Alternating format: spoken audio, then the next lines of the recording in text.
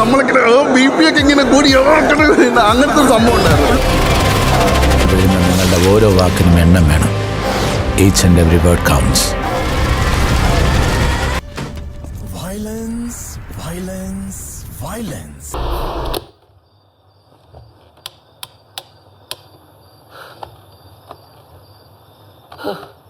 മനുഷ്യനെ പേടിപ്പിക്കാനായിട്ടൊരു പടം. അവൻ യുദ്ധം പ്രഖ്യാപിക്കുകയാണ്.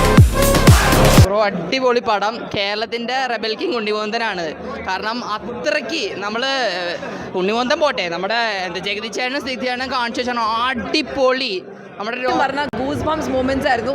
കുറേ ഗൂസ് ബംസ് മൂമെന്റ്സ് ഉണ്ടായിരുന്നു ഇതിൽ. വാവ് മൂമെന്റ്സ് ഉണ്ടായിരുന്നു. And with a family backing story. ആ ഒരു ഇമോഷൻസ് എല്ലാം നന്നായിട്ട് നമുക്ക് ഫീൽ ചെയ്യുന്നുണ്ട്. സിനിമയുടെ ഐ തിങ്ക് എനിക്ക് ഇങ്ങനത്തെ ഒരു സിനിമ ചെയ്യാൻ പറ്റിയതിൽ മെയിൻ റീസൺ ഷെരീഫിനെ പോലെ ഒരു പ്രൊഡ്യൂസർ വന്നപ്പോൾ കംപ്ലീറ്റ്ലി ബാക്ക് ചെയ്യാൻ ഒരു പ്രൊജക്റ്റിനെ വലിയ സിനിമ മലയാളത്തിൽ വലിയ സിനിമകൾ വരണമെന്ന് ആഗ്രഹിച്ച്, അതേപോലെ ഒരു A സർട്ടിഫിക്കറ്റ് സിനിമ എന്ന് പറഞ്ഞിട്ട് പിന്നോട്ട് പോയില്ല. ആ സിനിമയുടെ കൊമേഴ്ഷ്യൽ എലിമെന്റ് എന്താണെന്ന് മനസ്സിലാക്കി യൂത്തിന് വേണ്ടിയിട്ടും ഫാമിലീസിന് വേണ്ടി എല്ലാവർക്കും ഒരേപോലെ എൻജോയ് ചെയ്യാൻ പറ്റുന്ന ഒരു കിണ്ണം കാച്ച് ആക്ഷൻ പടം. ഇന്നലെ മുതൽ എയറിലാണ്. കൂട്ടുകാരനെ പിടിച്ച് കാറിനകത്തിരുത്തി മാർക്കോയെ കുറിച്ച് എന്തൊക്കെ അപരാധം പറഞ്ഞു. നാട്ടുകാർ എടുത്ത് മാറ്റുമെന്ന് അറിയോളൂ. അമ്മാതിരി വയലൻസ് ഉണ്ട്. മലയാളത്തിൽ എന്നല്ല, ഇന്ത്യയിലെ തന്നെ one of the most violent മൂവീസിലൊന്നാണ് മാർക്കോ. നല്ല ബ്രൂട്ടൽ ആയിട്ടുള്ള ഒരു ആക്ഷൻ പടം പൊളിയായിട്ട് ചെയ്തിട്ടുണ്ട്.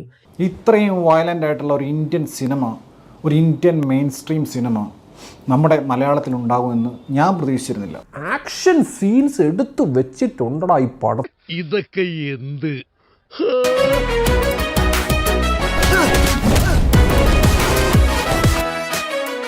നീ നന്നായിട്ടുണ്ട്. കലക്കി.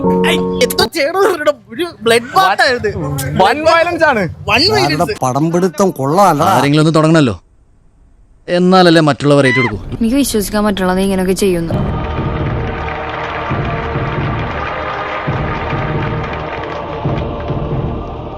കലക്കിയടാ.